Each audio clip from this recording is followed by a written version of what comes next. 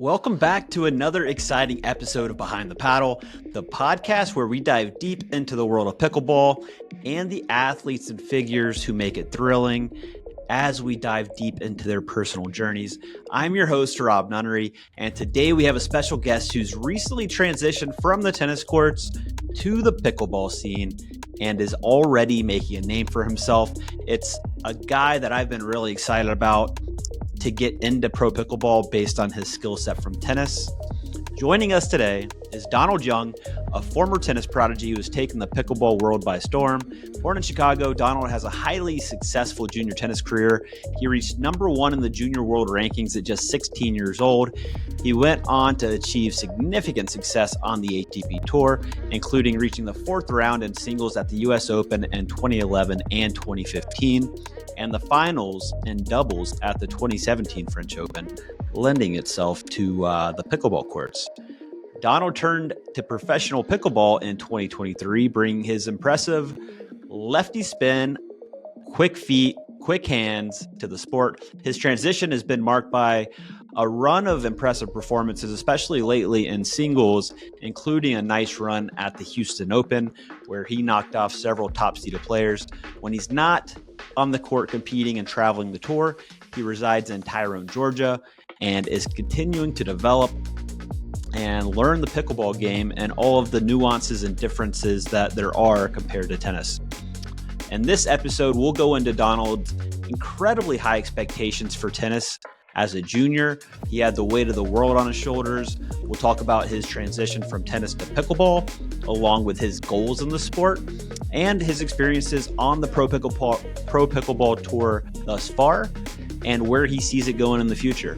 So sit back, relax, and let's dive into this incredible episode and conversation with pro pickleball player Donald Young. Welcome to Behind the Paddle.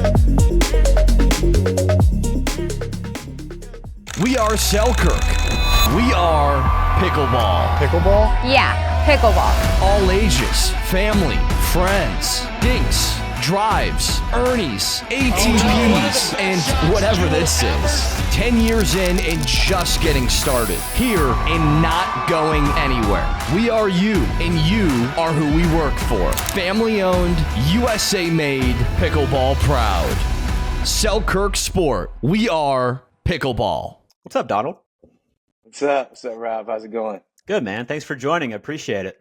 No, glad to be here. Thanks for the invite. Yeah, dude. I was excited for this one because just thinking back to my junior tennis days in Atlanta, I told you I grew up practicing every day in Stone Mountain with Calvin Kemp and Ashley Hobson and that whole crew over there. And I would always, go into tournaments. I would always see like you and Calvin would play a lot of dubs together.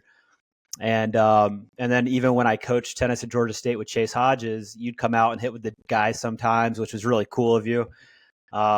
So yeah, a lot of history, and excited during the pickle world now too. Yeah, no, I'm happy to be here.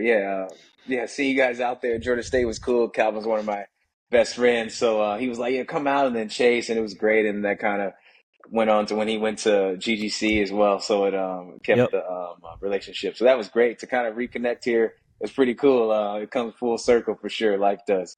Yeah, and then I know another good buddy of yours. I was just getting ready for this pod. I dug in a little bit, and another name jogged my memory. I was like, oh, I know that name. I remember him. He was another lefty, but he played at Southern Illinois when I played at Samford my first year. And that's Skip Spann, who I know is a friend of yours too. Oh man, yeah, definitely one of my best friends for sure, Skip. And yeah, he comes to visit almost every year. We traveled together. We did a lot together. So Skip's my guy. We kind of get into pickleball at the same time, but he has like a family and kid now, so he's not able to play as much. But I'm trying to get him out there. Yeah, I guess that's the limiting factor oftentimes. With guys that have a good tennis pedigree to come over and play pickle, it's they have life, they have jobs now, they have families, kids, the whole thing, and it does limit the ability to play a tour, which you're very accustomed to through tennis. Yeah, it does, especially we're not in our 20s anymore. You're not fresh out of college. You can do whatever you want when you want, and no one to answer to. Now you got to kind of ask permission to leave or get that time and to spend that much time away from a kid, and it is a lot anyway. So it's a big ask. Yeah, what's been What was kind of the catalyst of getting you into pickleball? Was it, I know you know James Blake and trained with him coming up as a tennis player and stuff like that. What was kind of the thing that got you into it?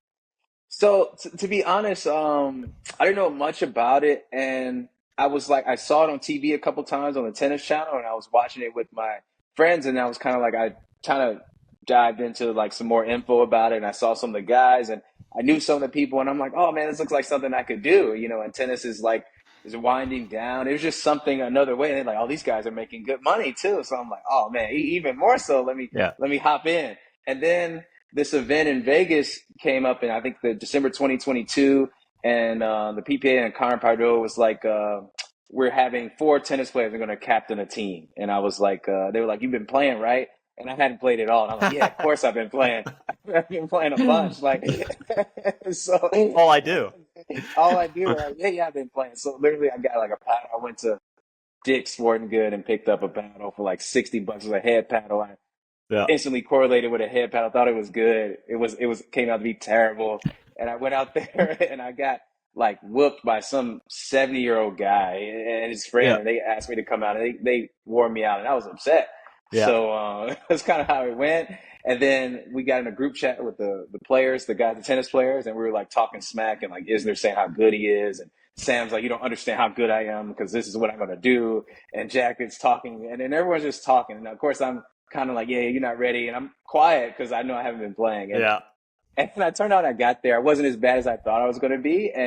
But I wasn't even close to what I was hoping to be. So it kind of piqued my interest and I just wanted to get better at something I wasn't good at. Yeah, at that time, not so much compared to like Jack, Sam, or those guys, but compared to like some of the the regular touring PPA pros at that time. What was your assessment of the level at that time compared to like where the tennis guys were? Yeah, like those guys are good. It's such so many different more nuances to the pickleball that you don't see when you're just watching it on TV. It looks like I could play mini tennis. I can do that, and but the feel of the paddle is different. There's no strings. It's just you have to hit it a little harder than you think and a little softer than you think. It's just a lot of like where you hit it, where you hitting it, like how hard you should hit it, like and just it's some real strategy there. And it seemed like you could just instantly come and just use tennis technique and just dominate. And that wasn't the case. And to see those players and they were exposing me and I didn't know how to do a Ernie or I didn't know how to do anything. And it was pretty interesting. Yeah. What's I guess looking so now you're playing the PPA tour, you're playing hopefully MLP. What is your goal with pickleball now? Is this kind of like are you looking at it like Jack, like where this is going to be kind of your thing, or are you doing a bunch of other stuff too? Yeah, no. This is the second thing. This is the thing I really enjoyed, and after tennis, this is it for me. I really like it, and I want to get the best I can possibly be, whatever that may be. I don't like to do anything and not try to be the best I can be at it or the best in general. I want to be competitive with the best players. Since they all mostly have come from a tennis background, and it took them a couple years. I just feel like if I apply myself to some extent or fully, I can be at least in the mix with the guys, and I want to be the best player I can be, and it's fun. It's I just enjoy it generally playing, and I like the competition. It gives me exact same feels as when I was playing at the highest level at the U.S. Open in the fifth set. I feel the same nerves, honestly. Yeah. Yeah, and that's an interesting part of like when I came into pickle, I hadn't played tennis for 10 years and I was like Okay, I went out for my first match. I was like, "Holy, I haven't felt this. I haven't felt this feeling in a long time. Why am I so right? nervous? This is silly. It's pickleball. Why do I feel nervous?" So it Yeah. is cool. It keeps those competitive juices flowing and you still like you said, you still really want to win. What how good do you think you could be? Let's because like I'll tell you when I saw you coming into the sport, just knowing your tennis game, like you always had great feel of the ball. You had good finesse, good hands. Like I was like, okay, Donald's game is going to translate really really well. Good volleys, all of the things I think you need to be a good pickleball player. And I still feel like out of the guys that have come in, I mean, obviously Jack's got a big head start on everybody, but I still feel like out of the tennis guys, you could probably be the best. How do you feel about it? Yeah, like my tennis, like the way I played the game was necessarily wasn't like one big shot was it for me or two or whatever. It was kind of like, moving people out of position and try to kind of finesse it around and spins and changing Yep. directions. So yeah, I feel like those things definitely correlate and it seems like it's a hands thing and it's Yep. quick and whatnot. And the court's, a little smaller. So it's maybe not as much to work with, but once you figure it out and you can pick people apart to some extent if you know how to do it. And it's just to learn these different things is I feel like yeah, honestly, I don't necessarily see like technically a ceiling per se. Like, I could only be this, but I think I'm not going to be the best player right now or anytime soon. But I feel like it with enough work and time spent and hours logged and practice and the dedication, it definitely could be a top player and one of the guys like at least in the mix. Yeah, cool.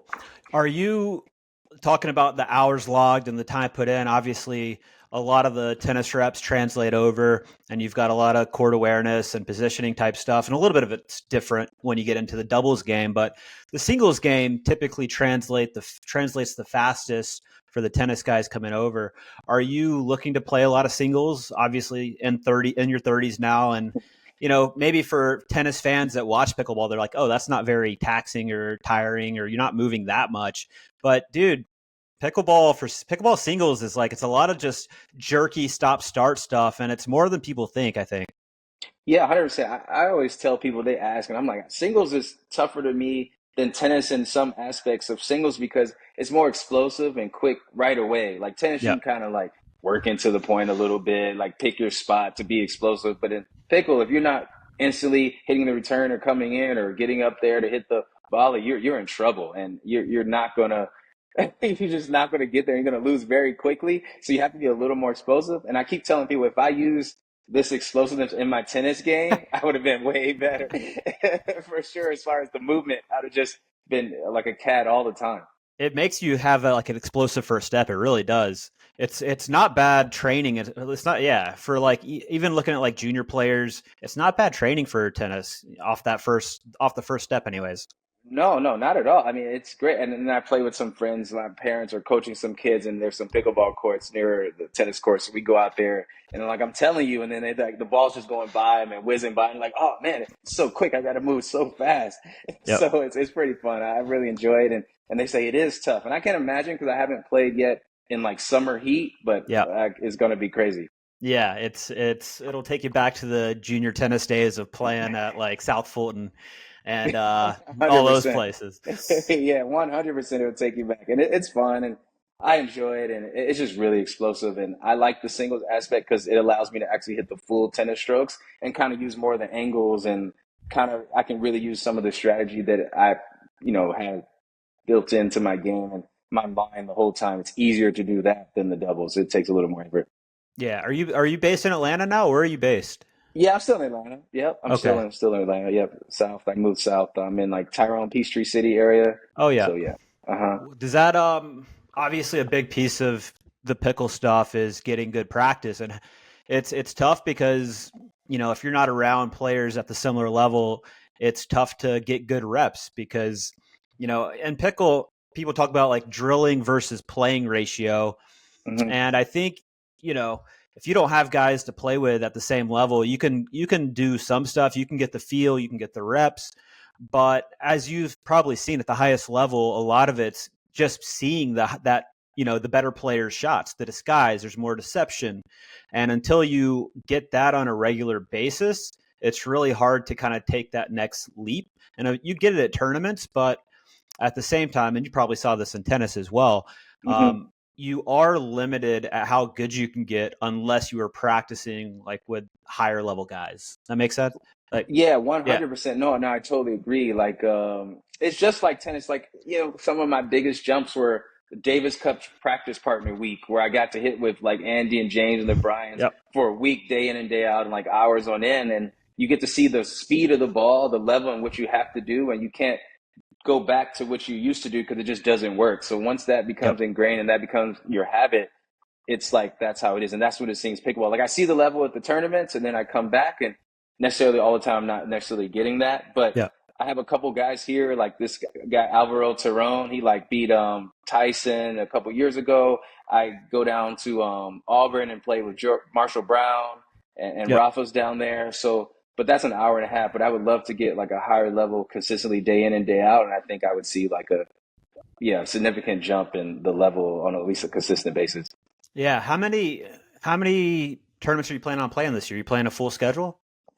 So right now I think it's 16 or 18, 16 plus like 6 or 7 MLP events right now. So that's Mm-hmm. what it looks like. I can play more, I can't play less, but Sure. that's what it looks like. Yeah. And how's that compare to like a normal year on the ATP tour? Quite well, about 10 tournaments less. So I normally was playing like 25 to 26 or 27 events. Some of them obviously were 2 week long events, and then we didn't really have the team events. So I guess if you add the team events, it can come close to the same thing. But But yeah, same. about 25. But at the same Yeah, time, I mean, I know you're a big homebody. Travel's your least favorite thing to do in terms of right. tournaments and playing. Exactly. So, the fact that it's all US based is probably a, nice relief, a little easier travel, less long in terms of duration of tournaments. Oh, 100%. Yeah, I was really excited because initially I thought they were all going to be weekend events, and I Yep. was like, "Oh man, this is going to It's be a great! breeze. I'm going to play Yeah. play Thursday and maybe Sunday if I'm doing really good. Like Yeah. this is awesome." And but yeah, no. I mean, especially being in the States, it makes it way easier. I'm not traveling to Australia or Rome or some Japan somewhere. There's a 15-hour flight. This is great. The furthest I'm going is California, so I can do that. Yeah. And what's a day in the life look like right now? Like, so you said it's all pickle in terms of like what you're doing career wise, but what's a day in the life in Tyrone or Peachtree City? So I still practice tennis because I'm hoping to finish this year at the U.S. Open. I got a couple of partners lined up. Chris Eubanks, Taylor Townsend. They said they'll play with me. So Nice. I'm looking for yeah. So but that's that. But that's like an hour and a half, 2 hours in the morning, Yep. and then the rest of the day is I'm really trying to get pickled. But the only thing is most of my practice partners have regular jobs, so they're not off of work till 5:30. Yep. So I'm getting out there at 5:45 to like 9 o'clock. So that's happening. I would say some on a good week 5 times. If they have something going on, maybe 4 times a week. I'm getting out there, and then weekends I definitely get the work in. Yeah, love it. So is this looking at it as kind of like your exit from tennis at the U.S. Open, like just playing dubs and mixed? Yeah, that's kind of like what I'm, hoping it would be, unless something crazy happens in some tournaments I play. But right now, this is what it is, and I'm really looking forward to pickle. I actually love playing. I actually enjoy playing and meeting these new people, and being older as a person, I'm like making more connections and talking and enjoying more of the other aspects rather than just playing. Yeah, you probably don't feel like I don't want to go. You're kind of come up in tennis, well Hmm. documented. So I don't want to cover stuff that's already been covered, and I'll we can go into it. But obviously, you had really really high expectations coming up as a junior player into the pros at a very early age. It's got to feel nice to be able to play a sport like pickleball where, like you said, you're enjoying it. It's social. You're meeting new people, but you're getting that kind of like learners mentality again, kind of the beginner's mindset of like, you're having to drill and get reps, but it feels probably like it did for me. It felt like less taxing and less pressure and less a lot of things than it did with tennis. Oh, 100%. It feels like the exact opposite. Interesting enough, I always laugh and I joke with my family and friends, and I'm like, well, it's weird because it's opposite. Like Jack and Sam, or those guys came into it with like all the pressure and people talking about, not pressure, Yeah. but talking about they're going to be the best and do well. Whereas in tennis, it was like me, and they got to like kind of get better and Yep. improve on the low. And I'm loving it that I'm getting the fact to just improve and kind of practice, and no one's expecting anything. So I actually enjoy it quite a bit. And Yeah. yeah, it's a lot of fun to be honest. Just go out there and play. If I lose, oh, okay, whatever. If I win, it's amazing. It's not like an expectation yet, so I'm happy about Yeah, that's such an interesting point because I didn't think about it from that perspective of, coming up in tennis. Um, yeah, it was all on you. Like, it. Right, And 100%. and those guys got to just kind of in the background get better and without the pressure and the stress of Hmm. being the next one. And Right, now it's reversed. Now Sam's feeling it. Sam's feeling. definitely. And it's interesting. He's the first one, so always the first one. And then Yeah. Jack, he went out there, and to his credit, he won with Anna Lee, which was great. And it just kind of set this. And he's had all these amazing tennis results and doubles and Olympic gold medals. So it's like they expect it to happen. Yeah. And, he's doing really well, but it's like they're on him. So they kind of expected it now. And they're looking like, where's the gold? Is he going to win a gold? And, for me, it's like, yeah, I'm not even hearing anything. So I kind of Yeah. enjoy it.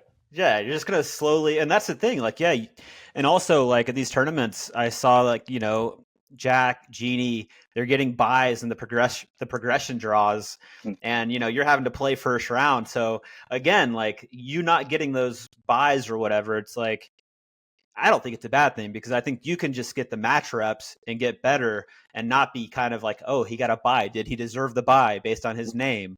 You know what I mean? So you're right. It's like the pressure's on those guys. Yeah, for sure. I even went out there in one of the events and played a back draw match. Love One it. last time I played a back draw. I was like, I'm gonna put some more practice there. Let me go out there, and that was pretty fun too. And I haven't played back draw literally since like Kalamazoo or something, Yeah. like 14 years old. But it was nice to like, oh, I have another match. Like, great. Let me get some more reps because I want to play. So it was fun.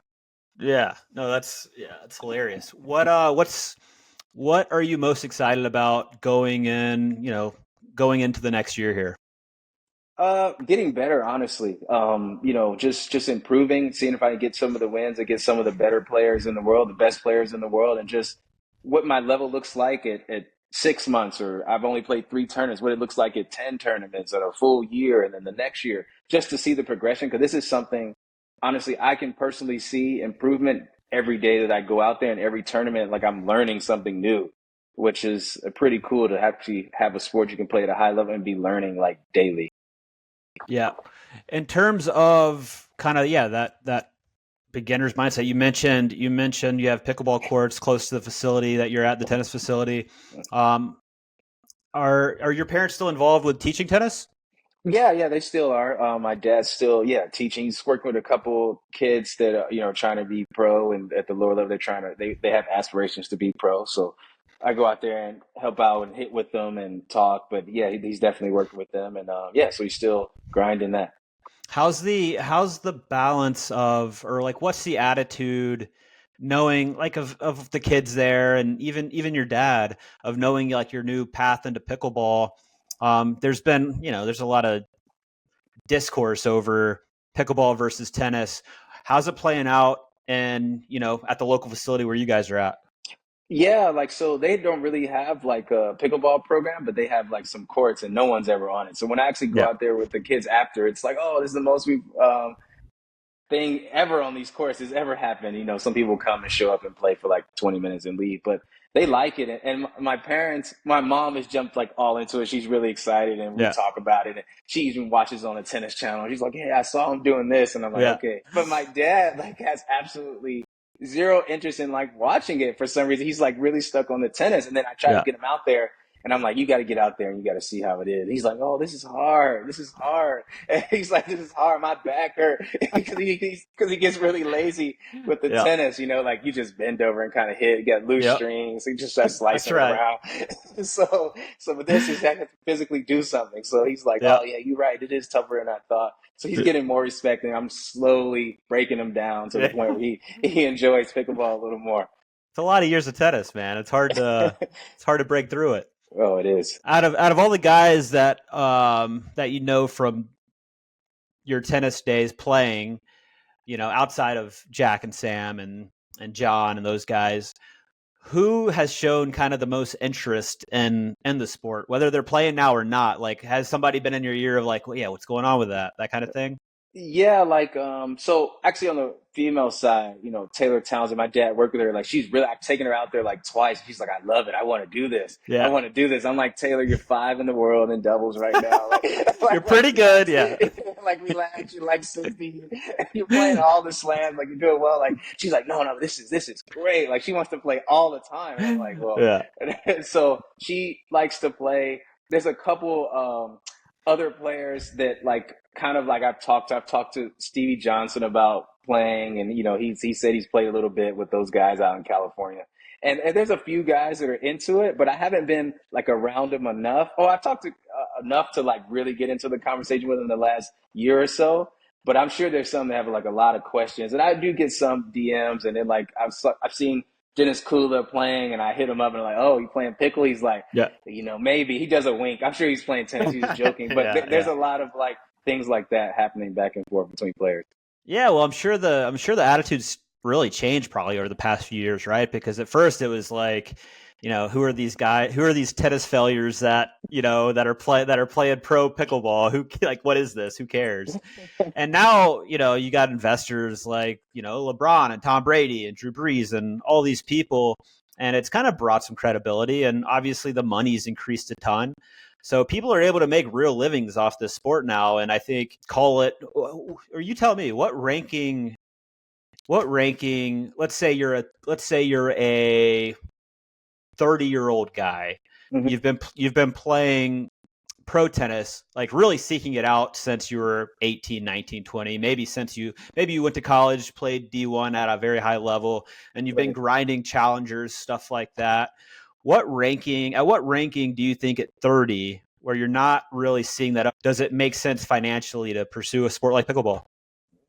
To be honest, like I look at the expenses and I just look like for the last couple of years, man, if you can come in and like, win and maybe get a contract or at least what it was, or I mean, that was probably anomaly a little different, but I would say 250 to be honest, like because if you won 50, you kind of making slam qualies, Yeah. you kind of might qualify to the US Open, you playing challengers, you can make something here because and then the dream is still really real close, like it's not like Yeah. far, it's Yeah. one good week away Yep. from being where you want to be. So I would say like that 250 and below, like especially doubles guys, Yeah. before 250, I would say you could be top 100, like 80 to and below, because those guys are like, I mean, the doubles is tough. Like I'm watching Yeah. challengers, you're losing first round, you're splitting $200. Like that's not it. So it's Yeah. tough.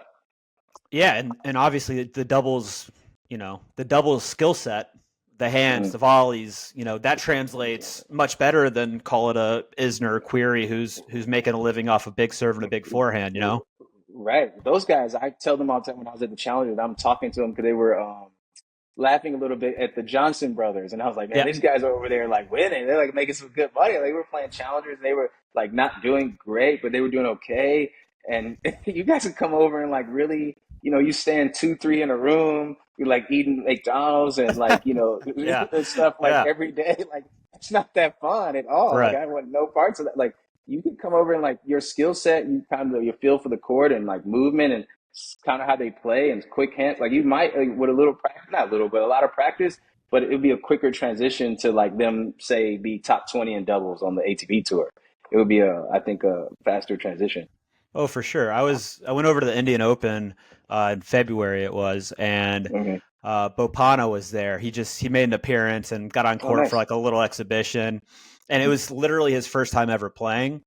And dude, the hands already, like first time he was hitting nice drops. Like guys that have like the doubles pedigree, I don't think they Right. understand how quickly they could pick it up and understand and make good money. Probably, I mean, not in that sense because that dude's winning Grand Slams and he's number one in the world right Yeah. now.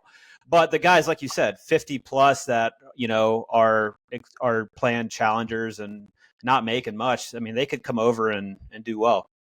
No, 100%. Like it would just instantly translate. I just think, and you get in paddle sponsors or paying. Some of these guys have never seen a check from a racket company or a Right. clothing brand. They're just getting free product, but they could actually get paid to play. And it's a lot of different opportunities that they just, I don't think, understand or know, or maybe it's the fear. And you just want to make it so bad you spent most of your life trying to do something, which I understand. It's just, chasing the dream as we've all done is just what it is with tennis. But And yeah, that's it really could change. Yeah, I think you nailed it on that last point. Just thinking about it, it's like the opportunity cost, right? It's like they've put so much time since they were 5 years old, probably pursuing this dream, and it's still. I mean, they've essentially reached it. If you're playing a slam, you've reached Yeah. that, but at the same time, you're not making the money you could, and you're still, like you said, you're 1 week away from everything changing. So you're like kind of always chasing that carrot, which Hmm. makes it really hard to stop playing something. really makes it hard. I just look like some of my friends and I talk to them and I just look at like how like life outside of the tennis is, and it's just tough. Like I know since I've been really fortunate to like get up to a high level and like make some money and do some things, but to see how they're kind of like going about it and the things, it's like, man, you don't have like a place to stay because you're using it all to like travel and play. You don't have a car. Like you can't take your girlfriend out to really eat. You can't do a lot of stuff. It's just tough like scenario, and it's just obviously it's the hope of that it actually would happen. And you know I mean it can happen because some people it does, but for 200, 300 people it's not even enough spaces, you know, to be that high. Do you remember that first time, just talking about making a living, like as you were coming up, do you remember that first moment where you got a good check and you're like, oh, I got some money? Yeah, 100%. What was that? Yeah, it was like the first really nice check I would say I made was two. And I would say I've gotten some wild cards in the U.S. Open before that, and that was nice. But when I started playing the U.S. Open, it was like 15,000. Like the first round was 15,000. Now I look Yeah. at it's like Not like 80. that. Yeah. Yeah, Yeah. right. It was 2007. I made the third round of the U.S. Open. I made like 60 grand. I was like, oh, like yeah, we've made it. You know, that's what I felt like. Yeah. We made it. I'm rich. You know, and Yeah. it was pretty crazy. But yeah, like it was something like that, and it really felt like a real dollar amount where I could appreciate it, and you know, felt like I could do something with it. Yeah, that's always an interesting moment. Just to talking about you coming up again. One thing you mentioned Chris Eubanks earlier and playing dubs with him, hopefully at the U.S. Open this year. You have an interesting past with him as he was a young guy coming up, and you were kind of already touring and stuff. Tell us a little bit about that because I think it's a fun story. Yeah, so Chris, yeah, he come. My dad would have these match plays and hitting groups at South Fulton Tennis Center, and he would come out. His dad would bring him out, and he would come out and like hit in some. You know, he was pretty young, and then as he got older, he was going like to high school. He would come out sometimes, and I would hit with them, and even Skip, Sven, my a friend, he was working there in the summer, and Chris was there, and Chris was practicing, and he was around, and we were like playing him to games in 11 and laughing because we were beating him bad, Yeah. and he wanted to get better and whatnot, and so we were like, I was like, hey, listen, I was like, I know you want to get better. This is the thing. How about you travel with me next year? You can hit, you could travel, we'll take you around. Like he went on like the best tour ever. It was like Monte Carlo, Rome, Madrid, Nice, the French Open, Wimbledon. He was like going everywhere. And so we did that. And at the time, he only wanted to play like level 3 or 4 tournaments at the time. Like he didn't think he could be good, or he didn't think he could do anything in tennis, you know. And I was like, man, you're like at this time he's like 6'4", still growing. I'm like, bro, you're big. You're gonna have a big serve. You can definitely do it because I've seen what these guys look Yep. like. And he's like, no, I don't think so. He didn't think he could get an ITF ranking. Nothing. So then we kept hitting. So now like a couple years go by, like 2, 3. He's getting better and better. He's now like making Kalamazoo. And then we're like, well, but what about college? Like, where do you want to go? And his like one of his few offers were like 30% to Alabama. Um, you know, HBCU like FAMU or something like that. He was really excited that he was going to go to a place like that. I'm like, man, Yeah. you could go to like a school and really do well. And we kind of like set up a hitting session with I was hitting at Georgia Tech one time in the off season and practicing, and Kenny can't come down there and actually, you know, talk to a player. At this time, he couldn't do that. So he was like, who is that? And we told him who it was. So we like set up an outside practice for Kenny to see Chris. And I hit with him, and he offered him a full ride right then and there. And I was like, he's not the guy with the ranking that you have to see him play, and he's going to improve. So he got a full ride. He went to Georgia Tech. Kind of the rest is history. And throughout his college, we practiced. So when I was getting ready for clay, Kenny was like, yeah, take him. We go hit on clay, and the team's like hitting indoors at some random time. And we're like on the clay courts, and we're doing stuff. And Kenny let him maybe stay an extra week to travel to like Montreal or Toronto with me. So that's kind of like how it went. He just got better seeing the level every day. Yeah, and I mean, what a cool experience for him because, like you said, when you saw like the biggest gains in your game, it was when you were practicing with the Davis Cup guys, and you had those windows of really really high level practice. And for a guy like Chris, probably at that time, getting able to hit with you and being able to travel, and also seeing kind of like what that flow and cadence of the tours like, it was probably just a huge benefit to him. Yeah, it was great. I mean, and then, my doubles partners and friends on tour, they would hit with him after practice. If I didn't want to hit, he'd go warm up with Yeah. Mike Russell Yeah. or Nick Monroe. We were doing doubles drills. He was It was getting like, so decent practice. he Yeah. was getting really good practice, and just being around and just Yeah. watching it. And we talked tennis, and some of the trips, it was just him and I. So we're just sitting there just talking, and he got to learn all the people and the names, just little things. Like everyone knows him by face now. They see him, and it's like, hey, Chris. So he already had built these relationships before he ever really needed them. So yeah, it definitely was something I didn't receive as much when I was younger. So I wanted to do that for someone, and I was very happy and blessed that I was able to do that. And it's paying off, as you've seen with its results. Yeah. And to that point, it was probably like it was such an opportunity for him outside of the tennis aspect as well, because he's also known as the mayor, right? So he's got that Yep. he's got that personality where he can make so many like incredible connections, and I think you've seen that pay off with like his work and commentary in the tennis channel. Right, 100%. Yeah, no, he's always been that from a young guy. So to like have this and to utilize what he's already had and growing up, his parents were very social, open people. So he's like learned that, and then to know the people and be comfortable to talk to them, and he's really made it work. And I think the tennis channel gig really helped propel him. And he like was watching tennis and learning from even better, higher level minds in tennis. He just really, he's one of those guys who really learns well and takes in the info, even to the extent it can be detrimental. Like he'll watch David Ferrer videos. I'm like, man, you don't need to be watching that. That's not how you play. That is But not it, dude. That is yeah, but not he would it. watch that and he would come and Yeah. he's doing this. No, that's not it. But yeah, 15 feet behind the baseline, just grinding. 100%, right. So maybe that's not what you need to do, but there's definitely, but he's that guy who's always willing to improve and learn and add something to his game. I selfishly hope his playing career just kind of falls off. I don't think it will, just because I think he's such a good commentator. He has such good analysis and insight. He's easily my favorite to listen to commentate a match. Yeah, no, he's really good. When I've listened to him, it's actually interesting to hear him talk like that and say the things, because we have some of these conversations and we're just talking. But the way he's putting it together and talking, it's like, I'm like, wow, that's pretty cool. Like, you're doing a really good job. He's definitely putting that Georgia Tech to use. Yeah. For sure. Speaking of Tech, though, you mentioned Kenny, who was the head men's coach there. I read a funny quote that he was saying about Chris. He's like, yeah, I saw him play at a couple tournaments. All I remembered about him was that he had a big forehand and that it always went out. Oh yeah, no, it definitely went out. Like it went out quite a bit because when he was younger, he actually was trying to grind and like play with topspin. And I think a friend and I, we were at practice like, Chris, why don't you just hit really hard and just make noise after? Like you're gonna serve and like just work on that. And then he started hitting big, and wins started happening. And if you do something long enough, you're gonna get the range, and that's what happened. Has he played any pickle?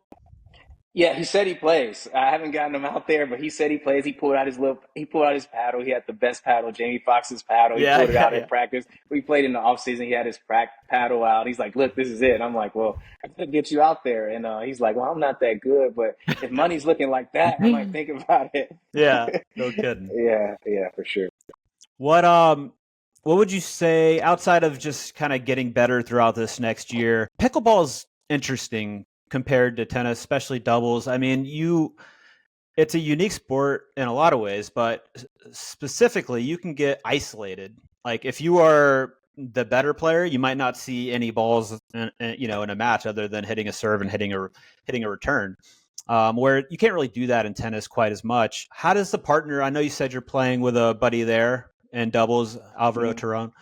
What do you think in terms of the difference between tennis and pickleball in terms of the isolation stuff and the uniqueness of that, and how important partners are in terms of having somebody that's at your ability?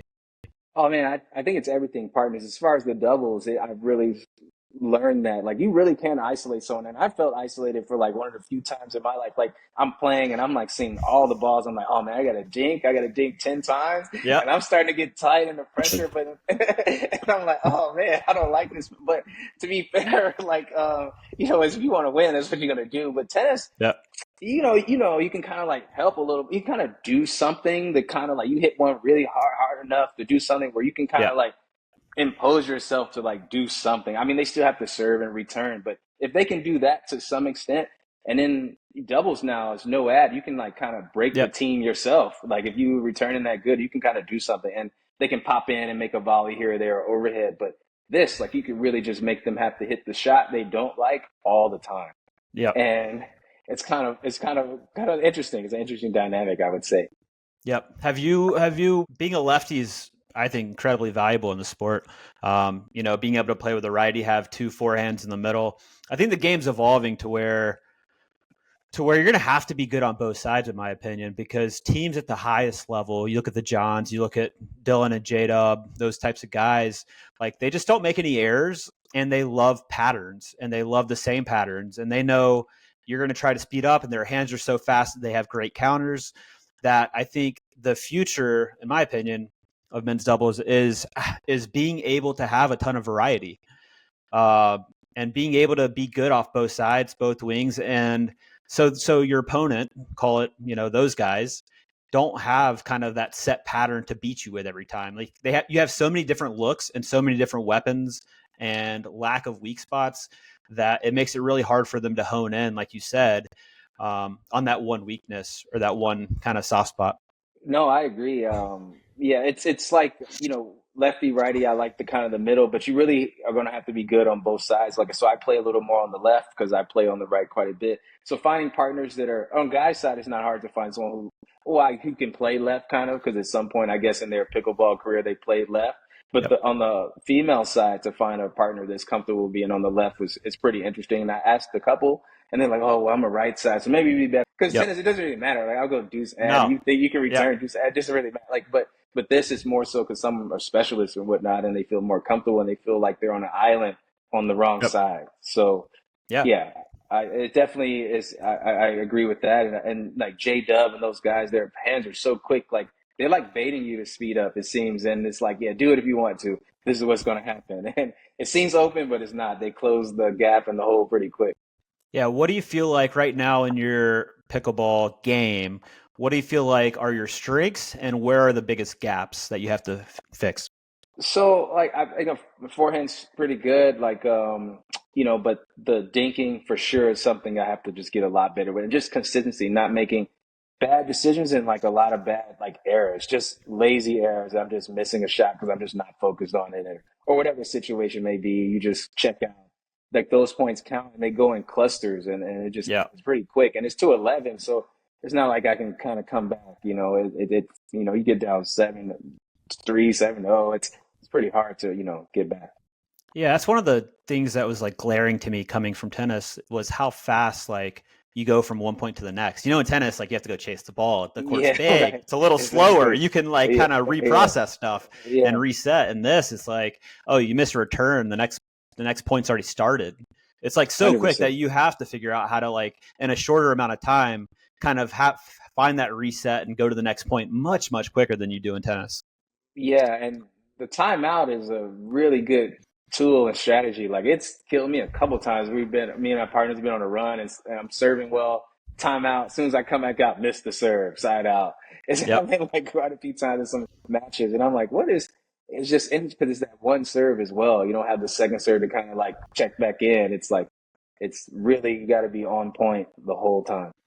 Yeah, and so from tennis to pickle, you have some Davis Cup experience, so you have some of the team experience there. I know you've mentioned in the past that you like tennis because the results, win or lose, fall on you. Mhm. What are your thoughts of MLP? Kind of have you watched any of it? The team kind of environment. Obviously, you had the experience at the Vegas event. What are your thoughts on the team aspect, MLP, and are you going to play?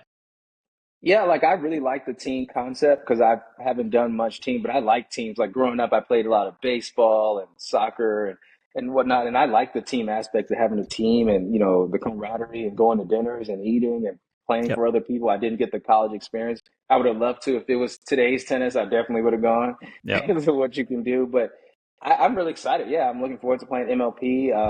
Talk to some people, so hopefully I get drafted, whatever the situation is, and I would love to play. And I think it's just different, having to rely on a teammate. Like if they're not playing well, you could lose, and if you're not playing well, you could lose. So having that asset kind of keeps me engaged as far as like being dialed in. It's not like I can go in tennis, you're not feeling it that day. It doesn't matter because I'm the only one losing. Yeah. I'll get next week. But this one, Yep. you can't do that when someone else is like taking their time, paid their money. They're out there wanting to win Yeah. too. You need to have some accountability and try. And we both want to win because we have a similar goal. So yeah, I'm looking forward to it. I really would love to play with different people. I think we could build a relationship with partners and just people building and connections. Pickleball seems like such a great thing with building connections with people, and you never know when those relationships can pan out and work in your favor. For sure. What are your thoughts on another kind of interesting aspect of pickleball that I found compared to tennis is the partner like dynamic between you and your partner, because there's so many ebbs and flows and ups and downs. And like you said, you can get isolated and maybe you're the one making all the errors or a few, and then the other person's like visibly frustrated. And then you get frustrated because you don't feel like they have your back. Like it's like, there's so many layers of kind of that dynamic that you have to navigate because it really matters. Like I'm guilty of it all the time of showing visible frustration, and it's bad because it's not going to make your partner like your partner doesn't feel like you have their back. They feel like they can't do anything right. They don't feel like you believe in them. It's bad. So like it's incredibly important to like be kind of positive no matter what, which is really tough, especially when you want to win really badly. You're a competitive guy. And what have you found in respect to partnerships like that? Have you run into that yet? Since the paddle tapping is kind of important, I kind of like try to keep that, in the forefront. Like I want to do Yep. the paddle tap, so it looks like not looks like, but you feel connected. Because in tennis, you 100%. start missing. I'm just walking to the other side. Like Yeah. we're not clapping hands. We're not doing Yeah. anything because it's just bad. I can't wait to get off this court. But I try to keep that dynamic there, and it's some sort of like it's all right. It's good. I'm pretty new, so I'm the one messing up quite a bit now. Yeah. So I feel like I don't have any liberty to get that mad with you. But I have had some rec games that I really want to win them, and they just tear my partner up, and he's just missing, and I like feel myself getting a little irritated. Yep. But yeah, it's I just try to keep that like togetherness and closeness and kind of like touching with the paddles and like, come on, it's all right, because literally you need them. Like it's not like you can do it by yourself, like tennis. I sometimes feel like if you got off the court, I win this match. but Yeah. but this one is totally different. You need the person, and because you can't do it all, and you would get eaten up. But yeah, I just think you need to keep that kind of like team because you need them to be uplifted and feeling good about themselves, and you can do better. So I usually tell the person, you're the best person on the court, and then they start just instilling some confidence Yep. in your partner when things are down, because that's what I would want. And it seems to help a bit, but I'm still working out the formula as well. No, that's big at a early stage in your pickleball career because I'm not at the beginning stage of my pickleball career, and I still struggle with it. So much more mature than me in that respect. It's all good. You've been playing longer, so you have more history behind it, though. Yeah. Well, I hope you get drafted to an MLP team. It's a ton of fun. It's a ton of fun to play. Have you done the rally scoring yet? Like, have you played around with it? That. I did. I had a Moneyball event I played, and they were doing the MLP style scoring. I was super tight. Like I was like, I'm serving like a 12-year-old girl. Like I'm just trying to get it in there, like chicken wing arm. Like this is not it. But I played more, and it's getting better. But yeah, I was nervous. I was like, why am I not hitting it? Yeah. It is funny though, especially when you can lose a point on your serve, you're like, okay, just in. Exactly. Yeah. Yeah, so you got to find that happy medium, that balance there of like going for it, but enough that it's doing something and enough not to miss. Yeah, I mean, it's definitely a formula there. Love it. Well, my hope today, dude, was just to get you on here so people could get to know you a little bit better, could understand kind of your background, where you came from. I mean, I'm going to do an intro after this that obviously talks about kind of your history in tennis and the level you got to and all that stuff. So I didn't want to cover that in our conversation, but I just want people to get to know you and to see kind of what your aspirations were in pickleball. And I, for one, am pumped to have you over. I want more tennis guys to come over because I think it builds credibility for the sport. And I think the sport's, it's such a great sport because it brings so many people together you can be 10 years old playing with a 70-year-old. and have a competitive game, which like what other physical sport can you really do that? It's tough. Yeah. So I just love the fact that you came over. I hope you recruit more guys to come over. You know, once we get Chris Eubanks in the tennis channel booth, he can start playing pickle too. And we'll have everybody. Tell Taylor not to come yet, though. Not Taylor no, yet. That's what I told her. I was like, it's going too well over there. Like, write that out. She can play doubles for forever. A long time. Yeah. With her skill set, I mean, like, yeah, I mean, she's solid. She can volley. She can do overhead. She can just do a lot of things that most can't do. So, yeah, no, she needs to stay. But on that note, before we close out, because you mentioned you're doing tennis in the morning, pickle in the evening, are you finding any difficulties going back and forth between the two?